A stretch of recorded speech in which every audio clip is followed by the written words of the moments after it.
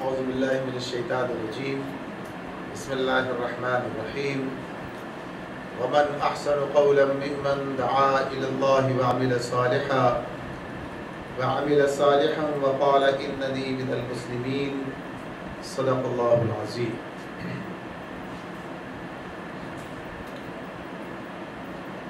سورہ حامیم السجدہ کی آیت 33 فرمایا اللہ رب العالمین نے اور اس شخص سے اچھی بات کس کی ہوگی جس نے اللہ کی طرف بلایا، نیک عمل کیا اور کہا کہ میں مسلمان ہوں۔ اس آیت میں ویسے تو 3 باتیں ہمارے سامنے ہیں، دعوت اللہ، اور پھر اس کے بعد داعی اللہ کے اندر 2 صفات کا پایا جانا، دعوت اور داعی، یہ دونوں مل کر کام انجام دیتے ہیں اور جو مقصد ہے وہ پورا ہوتا ہے۔ اللہ رب العالمین نے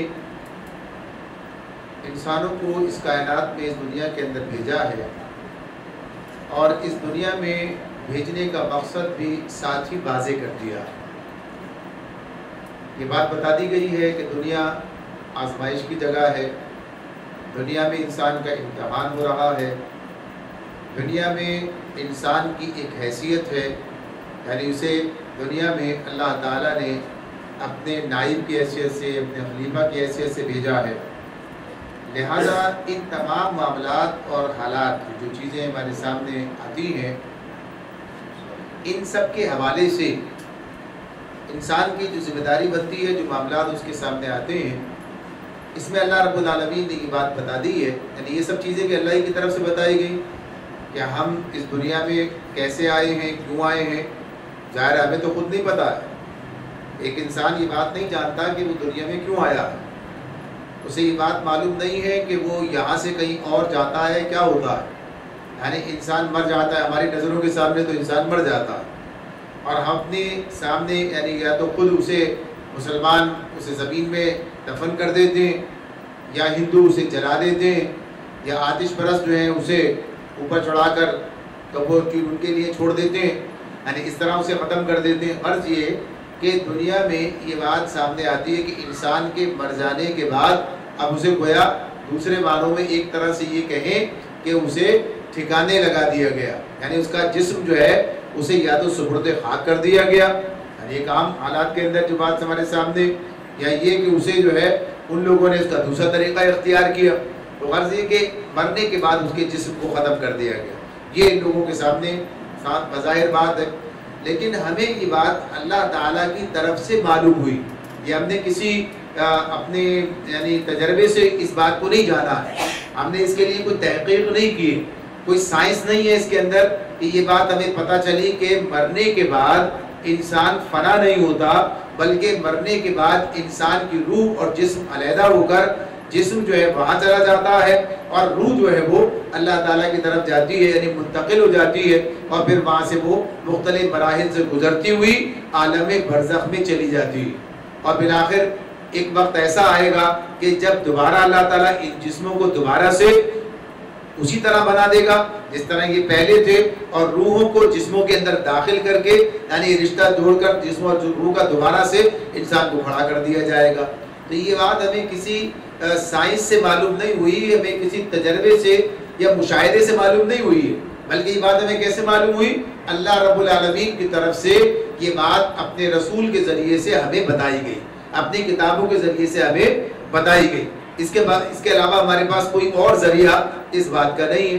لہذا جو لوگ کتاب پر ایمان نہیں رکھتے، جو لوگ رسول کو نہیں مانتے، لہذا ان کے لیے یہ بات ایسی ہے کہ ٹھیک ہے مر کے ختم ہو جائے، کچھ نہیں رہے گا باقی، اس لیے کہ بظاہر انہیں ایسا ہی نظر آتا ہے، بظاہر ان کے سامنے کوئی ایسی بات نہیں ہے اس سے وہ کہہ سکے کہ ہاں یہ تو ہمارے تجربے میں ہے، یہ تو ہم دیکھتے ہیں، بلکہ وہ یہ بات دیکھتے ہیں کہ انسان جو ہے وہ ختم، اس کا جسم جو ہے وہ ختم ہو جاتا ہے، اور وہ دیکھتے ہیں کہ انسان جو مٹی کے اندر مل جاتا ہے یعنی بات ان کے سامنے، تو وہ سمجھتے ہیں کہ ختم ہو گیا معاملہ، بالکل اب دوبارہ زندگی کا کوئی تصور نہیں ہے۔ تو ہمیں یہ بات کس نے بتائی؟ اللہ رب العالمین کی جانب سے، رسولوں کے ذریعے، کتابوں کے ذریعے یہ بات ہمارے علم میں، اور ہمارا اس پر ایمان ہے، یعنی ہم یہ بات جانتے ہیں کہ یہ واقعی حقیقی بات ہے جو ہمیں بتائی گئی ہے، دلائل سے یہ بات ہماری سمجھ میں آتی ہے، یعنی دنیا میں آنے کا مقصد کیا ہے، دنیا کسی کے بنانے سے بنی ہے، اور جو بنانے والا ہے وہ کون ہے، یعنی وہ اللہ رب العالمین کی ذات ہے۔ فرض ہے کہ پورا ایک سسٹم، پورا ایک نظام، پوری ایک بات جو ہے وہ ہمارے سامنے، یعنی علم کا ایک مجموعہ ہے جس میں اللہ کو پہچاننے سے لے کر اور پھر یہ سارے مراحل جو ہمارے سامنے آ جاتے ہیں۔ لہذا یہ بات، یہ علم جب تک انسان کے پاس نہ ہو، جب تک یہ حقیقت اس کے سامنے نہ آئے، وہ اس حقیقت تک نہیں پہنچ سکتا، نہیں پا سکتا، زندگی کے مقصد کو نہیں پہچان سکتا۔ عام حالات کے اندر وہی سمجھتا ہے جو دنیا کے اندر آئے ہیں اور دنیا کے اندر زندگی بسر کرنی ہے، 2-4 سال، 10 20 50 100 سال جتنے بھی ہماری زندگی کے ہیں، ان میں کتنے سال بچپن کے ہیں، کتنے سال لڑکپن کے ہیں، کتنے سال جوانی کے ہیں، اور پھر اس کے بعد بڑھاپے کا معاملہ ہے، اور بڑھاپے کے بعد آدمی کو ختم ہو جانا ہے، مر جانا ہے۔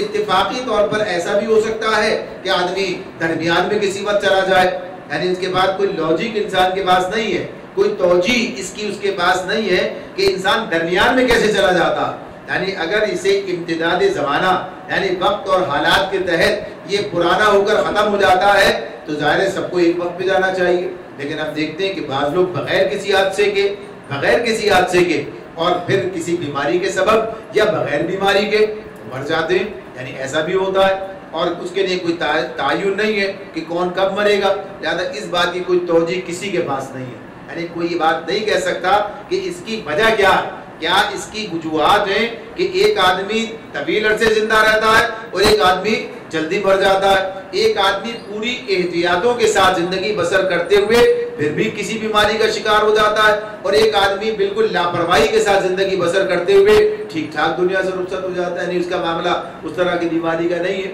غرض یہ کہ یہ سارے واقعات ہیں جو انسان کے سامنے، اس کے پاس اس کی کوئی توجیہ نہیں ہے، کوئی لاجک نہیں، کوئی بتا نہیں سکتا کہ یہ وجہ ہمارے پاس ہے، اس لیے کہ ہمارے پاس علم ہے، ہم یہ بات جانتے ہیں کہ یہ سب کام کس طرح ہوتا ہے، کس کی وجہ سے ہوتا ہے، یہ اللہ رب العالمین کے حکم کی بنیاد پر ہوتا ہے، یعنی سارے معاملات اللہ کے حکم کے تحت انجام پاتے ہیں، یعنی کسی کی عمر کتنی ہے، کسی دنیا میں کتنے عرصے زندہ رہنا ہے، کس طریقے سے اس کی واپسی ہونی ہے، یعنی سارے معاملات، اور دنیا کے اندر حادثات کا معاملہ، بیماریوں کا معاملہ، دیگر اور افتاد جو ہیں، یہ سب کیا ہیں؟ یہ آزمائشیں ہیں، ان کا تعلق بھی ایسا نہیں ہے کہ لازمی طور پر انسان کے اپنے طرز عمل کا ہی نتیجہ ہو، بلکہ اس کے علاوہ بھی بات ہو جاتی ہے، اس کے علاوہ بھی ایسے حالات ہوتے ہیں کہ آدمی سب کچھ کے باوجود پھر مسائل کا شکار ہوتا ہے۔ غرض یہ کیا چیز ہے؟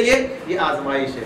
تو یہ تمام باتیں، یہ تمام حقیقتیں، انہیں انسانوں تک منتقل کرنے کا ذریعہ اللہ تعالیٰ نے خود کتاب اور رسول کو بنا دیا، اور اس کے بعد یہ ذمہ داری کس کے حوالے کی؟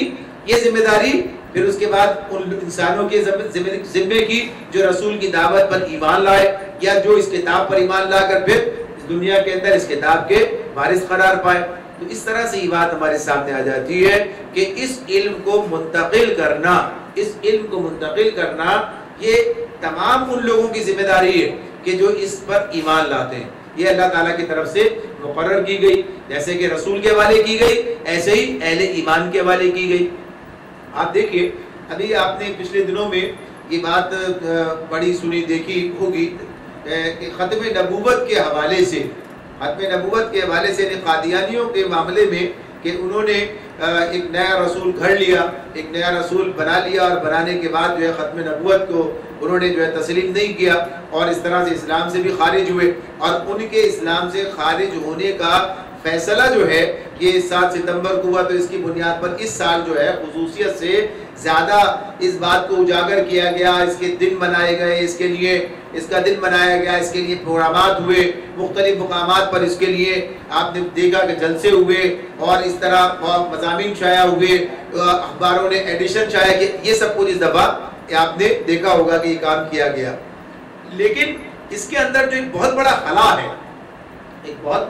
ہے، اور وہ خلا یہ ہے کہ نبی اکرم صلی اللہ علیہ وآلہ وسلم کو خاتم النبیین تسلیم کرنا یہ ہمارے عقیدے کا حصہ ہے، ہمارا عقیدہ ہے یہ، اور اس کا اسلام سے گہرا تعلق ہے۔ براہ راست قرآن میں بھی یہ بات بتائی گئی، نبی اکرم صلی اللہ علیہ وسلم نے بھی یہ بات بتائی کہ یہ آخری رسول اور آخری امت، تو اس اعتبار سے یہ بات ہمارے ایمان کا حصہ ہے کہ نبی اکرم صلی اللہ علیہ وآلہ وسلم خاتم النبیین ہے۔ قرآن مجید نے بھی اس بات کو بیان کیا اور بتا دیا کہ یہ آخری رسول، اس کے بعد کوئی رسول نہیں آنا۔ اب اس خاتم النبیین ہونے کا کیا مطلب ہے؟ اس خاتم النبیین ہونے کا، اس آخری رسول ہونے کا مطلب کیا؟ اب اس کا تقاضا کیا ہے؟ یعنی یہ بات بھی کوئی ایسی نہیں ہے کہ جو ہمیں معلوم نہ ہو، بلکہ اس بات کو قرآن مجید نے بیان کیا گیا۔ نبی اکرم صلی اللہ علیہ وآلہ وسلم نے بھی اس بات کو ہمارے سامنے واضح کیا اور ہماری ذمہ داری لگائی، ہم پر یہ بات عائد کی گئی اللہ تعالیٰ کی طرف سے بھی، اور نبی اکرم صلی اللہ علیہ وسلم نے بھی اس کو واضح کر دیا۔ انہوں نے بھی یہ بات ہمیں بتا دی کہ یہ تمہاری ذمہ داری ہے کہ اب یہ جو کار رسالت، یعنی کار رسالت کے حوالے سے جو باتیں قرآن مجید نے بیان کی ہیں، جو باتیں قرآن مجید نے بیان کی ہیں، اب یہ باتیں کس کی ذمہ داری بن گئی؟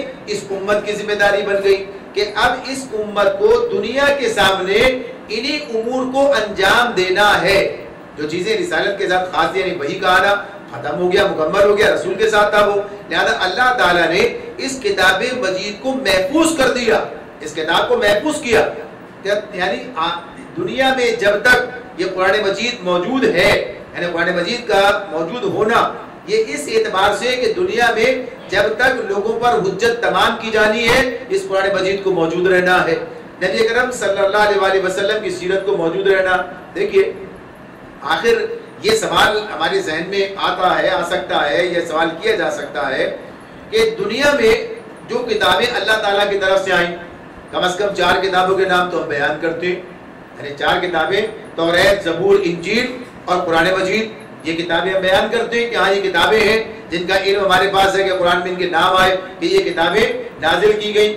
لیکن آج یہ بھی ہم جانتے ہیں کہ قرآن مجید کے سوا توریت، انجیل، زبور، ان تینوں کا درست طور پر موجود ہونا، پایا جانا یہ آج نہیں ہے، ایسا نہیں ہے، یہ واقعہ ہے کہ یہ درست طور پر موجود نہیں ہے، یعنی یہ بات ایسی نہیں ہے کہ یہ آج نہیں ہے بلکہ بہت تھوڑے عرصے کے بعد ہی، یعنی ان انبیاء کے کچھ عرصے کے بعد یہ کتابیں اس طرح موجود نہ رہی، ضائع ہو گئی، یعنی غیر محفوظ ہو گئی، اس کا اس طرح سے بالکل یعنی اسی شکل میں کہ جیسے رسول پر نازل ہوئی تھی، جیسے رسول نے امت کے حوالے کی تھی ویسے باقی نہ رہی۔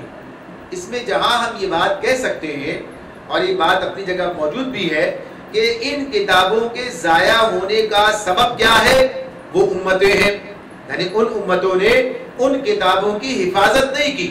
اگر وہ حفاظت کرتے تو کچھ عرصے باقی رہنے کی بات تھی، یا باقی رہتی، آخر تک باقی رہتی۔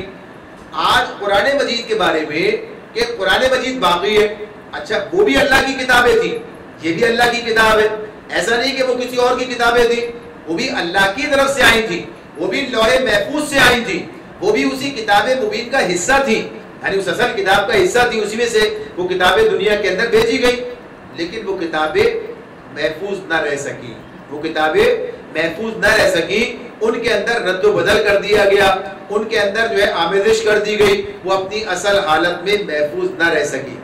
تو اس کا معاملہ کیا ہے، یعنی غور کرنے کی بات ہے۔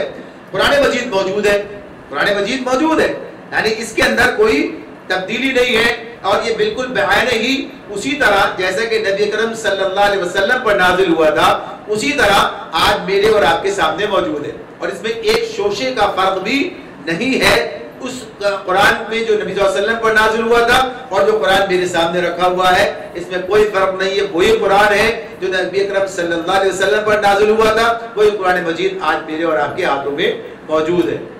ہم یہ بات جانتے ہیں، ہم یہ بات جانتے ہیں، قرآن مجید ہی میں اللہ تعالیٰ نے یہ بات بتا دی، اِنَّا نَحْنُ نَزَّلْنَا الذِّكْرَ وَإِنَّا لَهُ لَحَافِظُونَ۔ قرآن کی آیت ہے نہیں ہے؟ قرآن میں اللہ تعالیٰ کیا کہتے ہیں؟ ہم نے اس قرآن، ہم نے اس ذکر کو، یعنی قرآن مجید کو ہم نے نازل کیا، اِنَّا نَحْنُ نَزَّلْنَا الذِّكْرَ، ہم نے اس ذکر کو، اس قرآن کو نازل کیا ہے، وَإِنَّا لَهُ لَحَافِظُونَ، اور ہم ہی اس کے محافظ ہیں، ہم ہی اس کے محافظ، ہم ہی سے حفاظت، ہم ہی سے کرنے والے ہیں۔ یعنی یہ بات ایک بالکل واضح ہے. تو اسی اللہ کی حفاظت کی بنیاد پر یہ قرآن مجید موجود ہے. اس میں یہ بات نہیں کہ ہمارا کوئی خصوصی اس میں کردار ہے. اللہ تعالیٰ نے وہ طریقہ رائج کر دیا, اللہ نے وہ اسباب مہیا کر دیے, اللہ تعالیٰ نے وہ افراد کھڑے کر دیے, وہ انتظام کر دیا جس کے ذریعے سے کتاب محفوظ ہے. اس لیے کہ اللہ تعالیٰ یہ بات کہہ رہے ہیں کہ محافظ تم نہیں ہو. اللہ نے اس کتاب کے بارے میں یہ نہیں کہا یہ کتاب ہم نے نازل کی ہے اور اب تمہیں اس کتاب کی حفاظت کرنی ہے, تمہیں اس کتاب کو محفوظ رکھنا ہے. یہ بات اس طرح نہیں کہی گئی, بلکہ یہ بات بتائی گئی کہ ہم نے اس کتاب کو نازل کیا اور ہم ہی اس کے محافظ ہیں. یعنی کام ہمارا, یہ اللہ تعالیٰ کی طرف سے بات ہے. تو اگر یہ کام اللہ دوسری کتابوں کے ساتھ کرتے وہ بھی محفوظ رہتی. آخر اس میں کون سی ایسی خاص بات ہے؟ یہ بڑی اہم معاملہ ہے. ذرا سا آپ غور کیجئے اس بارے میں, سوچئے اس بارے میں کہ اگر توریت اس طرح باقی نہ رہی, بھئی توریت میں یہ آیت تھی اِنَّا نَحْنُ نَزَّلْنَا الذِّكْرَ وَإِنَّا لَهُ لَحَافِظُونَ, اگر یہ اس میں ہوتی تو یقیناً توریت بھی اسی طرح موجود ہوتی, محفوظ ہوتی جیسے قرآن موجود ہے, محفوظ ہے. ایسا اگر ہوتا تو ایسا بھی اللہ تعالیٰ ہی نے اس کو محفوظ رکھا تو وہ بھی محفوظ رہتی. اللہ اس کے لیے بھی ایسے بندوبست کر دیتے کہ یہ محفوظ رہے. لیکن اس توریت کے اندر یہ ذکر موجود نہیں ہے. توریت کے اندر اللہ تعالیٰ نے یہ آیت نازل نہیں کی اس لیے کہ یہ ذمہ اللہ نے نہیں لیا. کیوں نہیں لیا, کیا وجہ ہے؟ یعنی بات ہے اپنی جگہ. انجیل کے معاملے میں, توریت کے معاملے میں اس لیے یعنی جو چیز واضح ہوتی ہے وہ کیا ہے کہ توریت اگر نازل ہو رہی ہے موسیٰ علیہ السلام پر تو اللہ رب العالمین نے موسیٰ علیہ السلام کے بعد یہ انبیاء کا سلسلہ جاری رکھنا ہے. انبیاء کا سلسلہ جاری رہے گا, کتابوں کی تنزیل کا سلسلہ جاری رہے گا.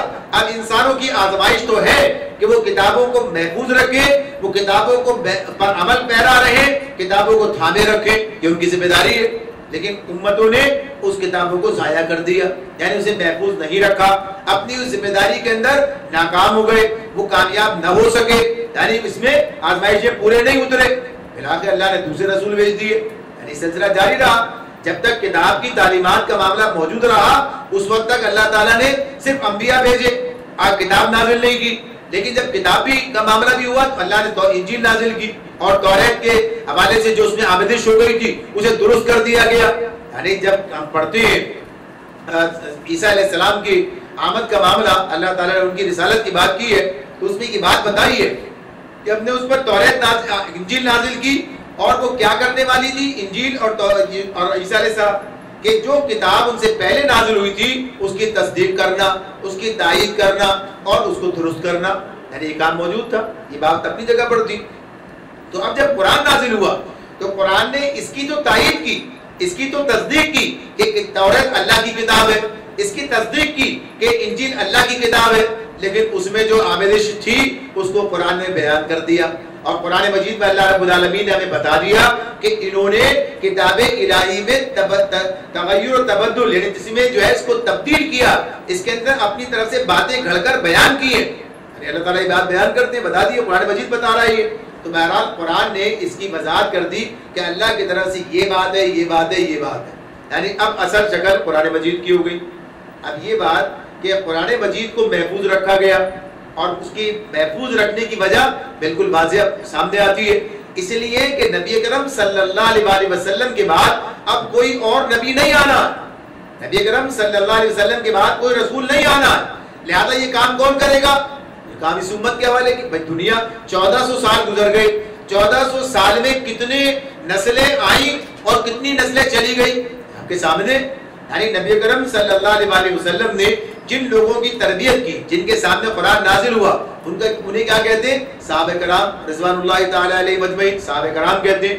صحابہ کرام کے بعد ظاہر ایک اور نسل آ گئی, تابعین کہلائے, جنہوں نے صحابہ کو دیکھا.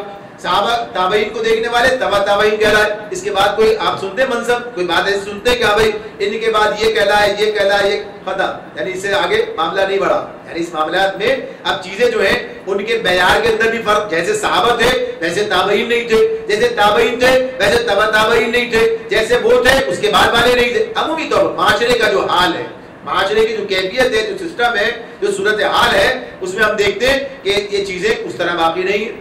لیکن قرآن مجید باقی ہے, قرآن مجید باقی ہے. اس لیے کہ اس کے ذریعے سے اس امت کو اس دنیا کے اندر کام کرنا اس ذریعے سے اس کتاب کی بنیاد پر. اور یہ جو اگر ہم کہیں یہ بات اپنی جگہ ہے کہ جن لوگوں نے اس کام کو انجام دیا اللہ تعالیٰ کے فضل سے, اللہ تعالیٰ کی توفیق سے, اس کی تائید سے اس کام کو انجام دیا کہ نبی کرم صلی اللہ علیہ وسلم کے ارشادات کو جمع کیا. یعنی محدثین کی بات ہے, یہ محدثین کی بات ہے. انسان اللہ کی توفیق کے بغیر کام نہیں کر سکتا. ان کا اپنا کارنامہ اپنی جگہ پر ہے, لیکن یہ کارنامہ کب انجام پا سکا؟ جب اللہ کی توفیق ان کے ساتھ شامل حال رہی, اللہ کی طرف سے تائید ان کے ساتھ رہی. اور ایسے زمانے بھی آئے جو مسلمانوں کے زوال کے زمانے ہیں. یعنی مسلمانوں کے اگر ہم دیکھتے ہیں کہ بغداد کے اندر جب علمی ورثہ جو مسلمانوں کا بہت بڑا ضائع ہو گیا, منگولوں نے آ کر جو حملہ کیا, ہلاکو خان نے جو صورتحال بنائی, لیکن ہم یہ دیکھتے ہیں کہ احادیث کا معاملہ محفوظ ہے, قرآن مجید کا معاملہ محفوظ ہے. یعنی باقی علمی کام جو ہے اس سے بہت ساری چیزیں ضائع ہوئی, لیکن یہ علمی ورثہ موجود محفوظ رہی ہے. تو یہ کس کی بنیاد پر ہے؟ اللہ رب العالمین کی بنیاد پر ہے.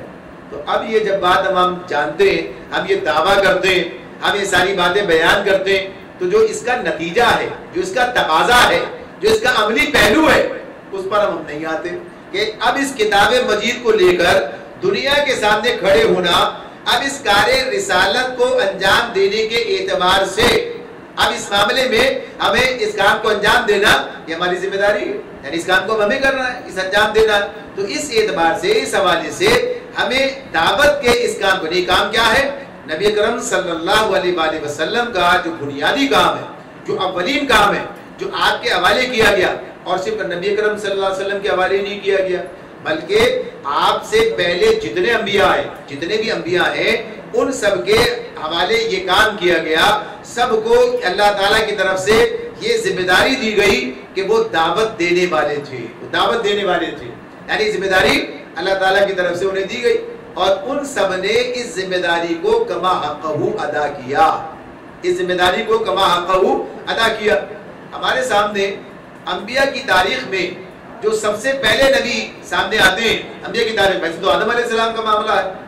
اس کے درمیان میں بعد لوگ ادریس علیہ السلام کی بات بھی کرتے ہیں, لیکن معاملہ جہاں سے انبیاء کی تاریخ, ان کی دعوت, ان کی قوم کا معاملہ سامنے, اس کا کام کے بارے میں بات آتی ہے تو نوح علیہ السلام ہے, نوح علیہ السلام کی بات آتی ہے.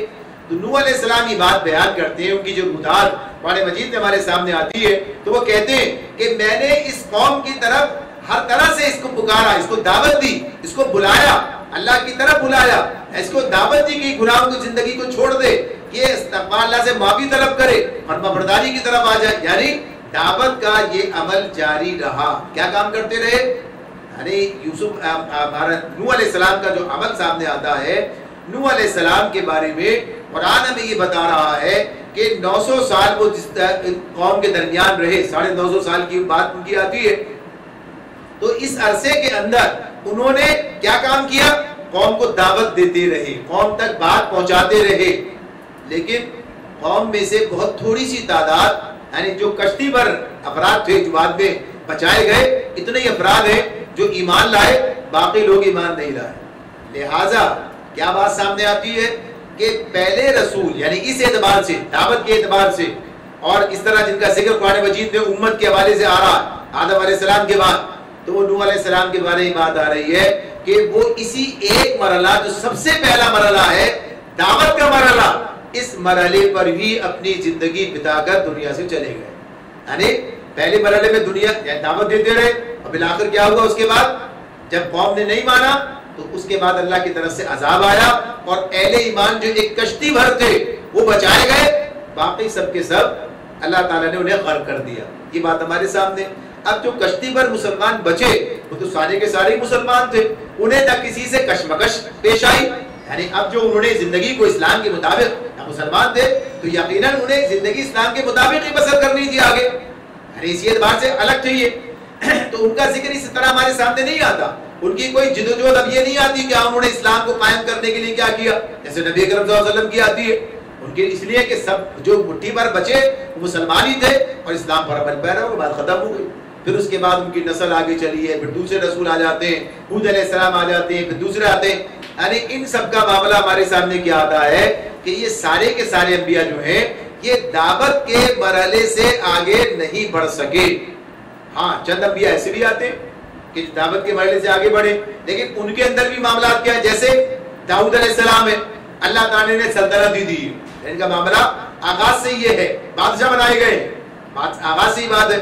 یوسف علیہ السلام ہے، ان کو آپ دیکھتے ہیں یوسف علیہ السلام کا جو معاملہ ہے دعوت کا عمل نظر آتا ہے، لیکن اس کے بغیر ہی، کسی کشمکش کے بغیر ہی اللہ تعالیٰ نے انہیں وہ منصب عطا کر دیا، وہ مقام عطا کر دیا. یعنی اس کے اندر انہیں قدم جمانے کا موقع ملا اس ملک کے اندر، اور انہیں جو ہے براہ راست گویا کہیے کہ وہاں اقتدار حاصل ہو گیا. یہ بات ہوئی اپنی جگہ، دعوت کا کام انہوں نے بھی کیا.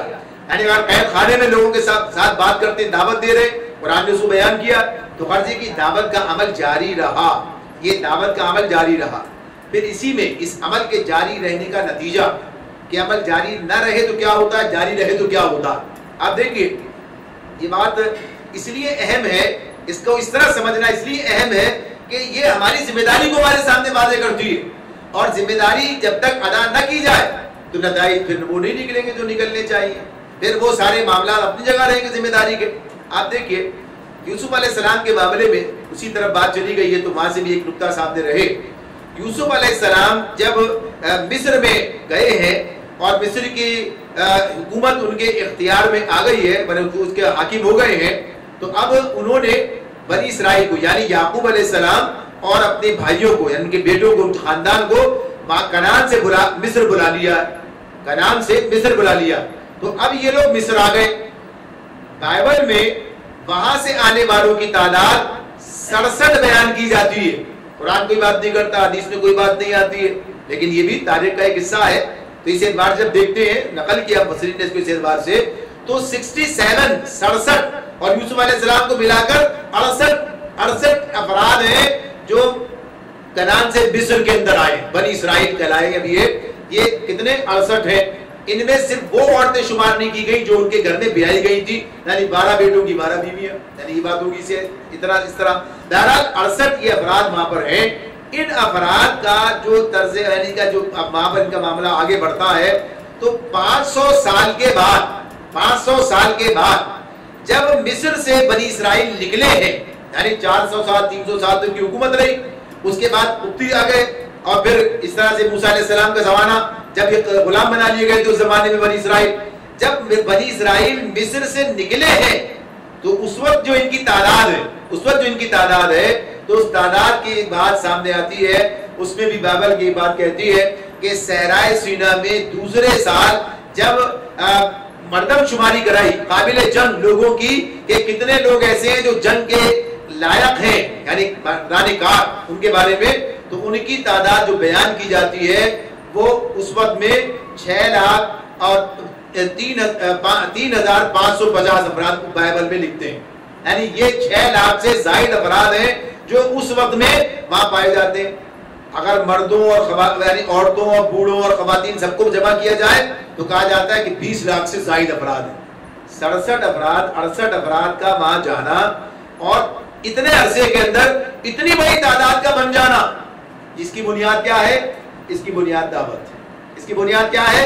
یہ نسل نہیں ہے، اس کے ذریعے سے یہ کام ہوا، اس کے ذریعے سے کام ہو گیا، بلکہ یہ اس دعوت کا نتیجہ ہے جو وہاں پر اس مقام پر ان لوگوں نے انجام دی ہے کہ اتنی بڑی تعداد جو ہے اب بنی اسرائیل کو اسی کے اندر کھپتے گئے. اسی نام کے تحت جو بھی قبطیوں میں سے مسلمان ہوتا بنی اسرائیل کے اندر ہی شمار کیا جاتا. بنی اسرائیل میں اب ان کے لیے یہ الگ کوئی پوری تاریخ ہے، کوئی معاملہ ہے، لیکن بات اس کے اندر ہمارے سامنے یہ آتی ہے کہ ہر دور کے اندر دعوت کا یہ مرحلہ جاری رہا. یعنی حالانکہ حکمران ہے بر صغیر کے اندر جب مسلمان آئے ہیں، بر صغیر میں تو 1000 سال حکومت کی ہے مسلمانوں نے. بر صغیر میں 1000 سال 800 سال سے 1000 سال کی تعداد جو ہے یہ مختلف حوالوں سے 800 سال مستقل ہے، ورنہ یہ 1000 سال کی تاریخ بیان ہوتی ہے کہ مسلمانوں نے اتنے عرصے میں حکومت کی. لیکن چونکہ اس میں حکمرانوں نے اس ذمہ داری کو دعوت کی خود اپنی ذمہ داری سمجھ کر انجام نہیں دیا، بلکہ وہاں جو دوسرے دیگر دینی عناصر انہوں نے یہ کام کیا. اس لیے مسلمان ہندوستان میں اقلیت میں رہے، اکثریت نہ بن سکی. لیکن پھر بھی ہم دیکھتے ہیں کہ دعوت کے نتیجے میں کتنے لوگ مسلمان ہوئے. یعنی سارے مسلمان یہاں سے نہیں آئے بلکہ یہاں پر آنے والے لوگ اور پھر مسلمان دعوت کا معاملہ. تو یہ دعوت کا جو عمل ہے، یہ دعوت کا عمل ایک ایسا عمل ہے کہ اس کے ذریعے سے ہی اس کام کو آگے بڑھایا جاتا ہے. اس کام کو بنیادی کام ہے، پہلا کام ہے.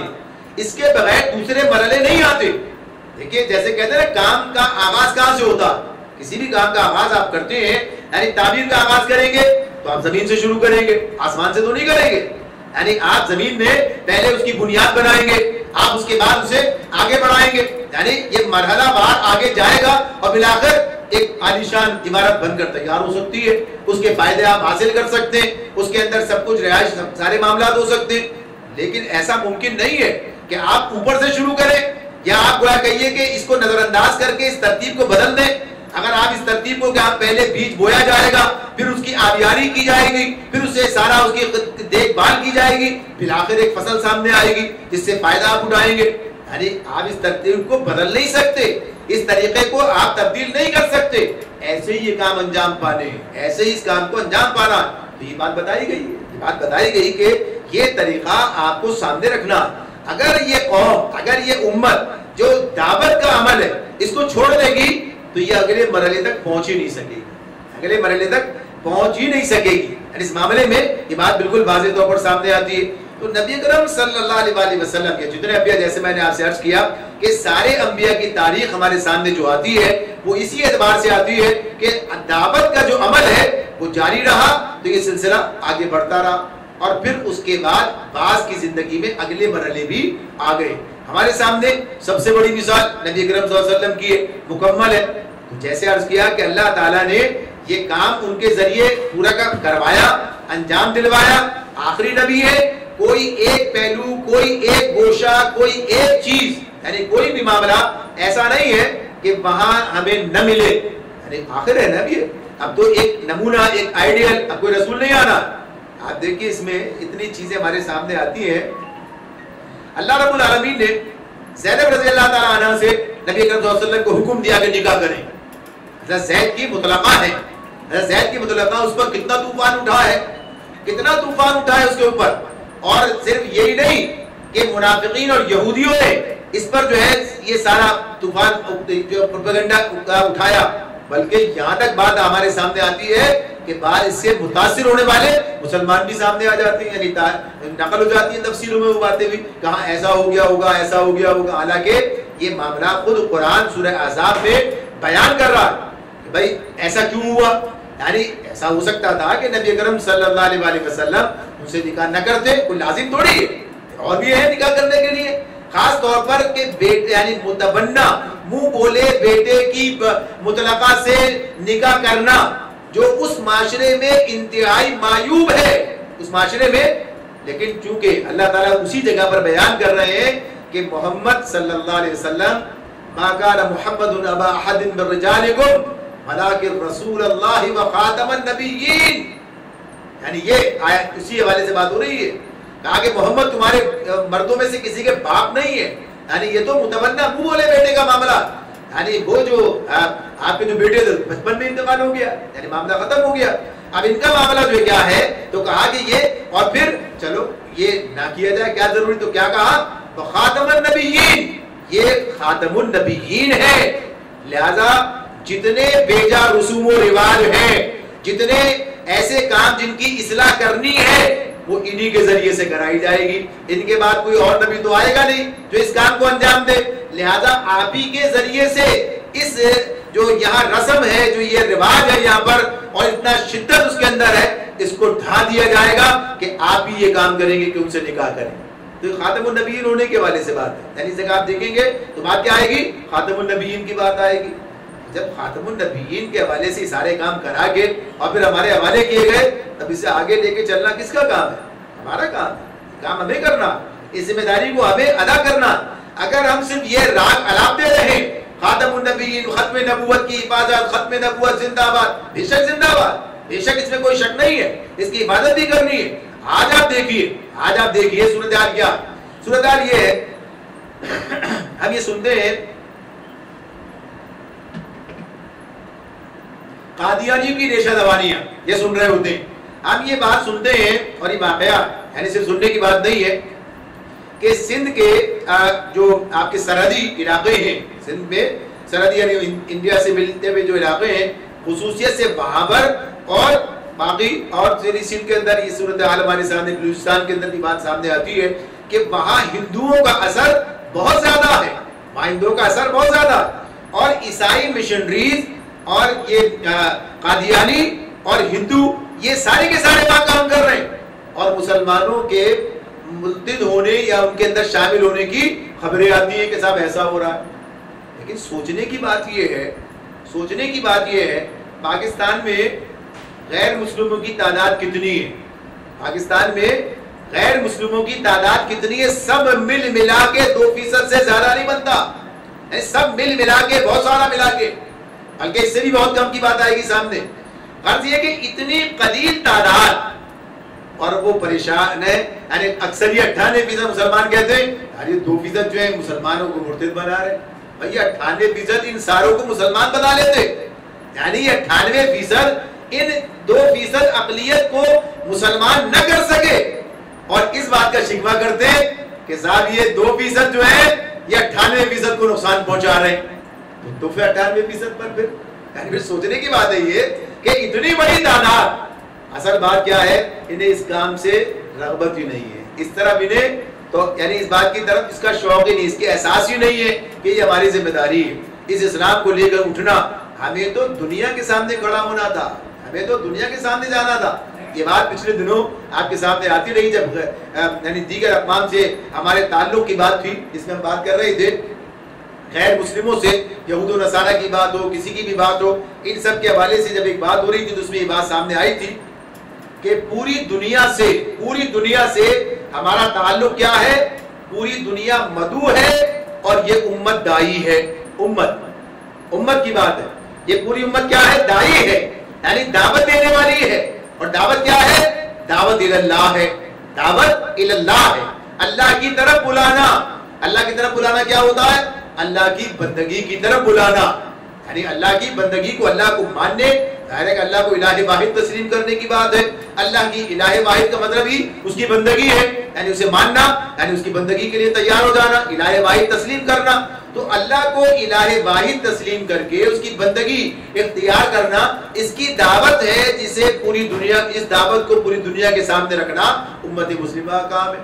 اسی حوالے سے شہادت حق کی بات آتی ہے، یعنی موضوع بھی آپ کے سامنے رہا، یعنی متعدد آپ نے سنا اس بات کو کہ آپ کو دین کا ایک علم بردار بن کر، شہادت حق یعنی حق کا ایک نمونہ بن کر، اسلام کا ایک نمونہ بن کر، ہر اعتبار سے، فرد کے اعتبار سے، اداروں کے اعتبار سے، ریاست کے اعتبار سے، معاشروں کے اعتبار سے، یعنی کوئی پہلو ایسا نہیں ہے کہ اسے آپ کہہ دیں کہ اس کو چھوڑ کر بات ہو رہی ہے۔ اس سب کے حوالے سے آپ کو دنیا کے سامنے ایک نمونے کا انسان بن کے کھڑا ہونا تھا، ایک نمونے کی ریاست بن کے کھڑا ہونا تھا، ایک نمونے کا ادارہ اور معاشرہ بن کے کھڑا ہونا تھا، کچھ بھی نہیں، یعنی کچھ بھی نہیں ہے۔ تو امت کا معاملہ جو ہے، جو کچھ ہے وہ آپ کے سامنے، یعنی امت کا تصور، امت کے بارے میں بات کریں، یا تو ہمارے دلوں میں کچھ بات ملے گی، یا کاغذوں میں کوئی بات ملے گی، یا تقریروں اور مناظروں کے اندر بات ملے گی، مقالوں اور خطبات میں بات ملے گی۔ حقیقت میں تو کوئی امت نہیں ہے۔ حقیقت میں سے کہا جائے کہ واقعی یعنی واقعی ایک امت ہے جو پوری دنیا کے اندر امت مسلمہ کی حیثیت سے پہچانی جاتی ہے۔ یعنی جن چیزوں پر لوگ جمع ہوتے ہیں، جن چیزوں پر لوگ متفق ہوتے ہیں، جن چیزوں پر لوگ متحد ہوتے ہیں، جب لوگوں کے درمیان یہ چیز اسلام بن جائے، یعنی ہمارے درمیان تو چیزیں موجود ہیں، ہم ایک اللہ کے ماننے والے، ایک رسول کے ماننے والے، ایک کتاب کے ماننے والے، ایک قبلے کی پیروی کرنے، اس کے پیچھے اس کی طرف رخ کر کے نماز پڑھنے والے، یعنی سب واقعات ہیں، یہ حقیقت ہے یہ کہ اس سب کے باوجود بھی کیا ہے؟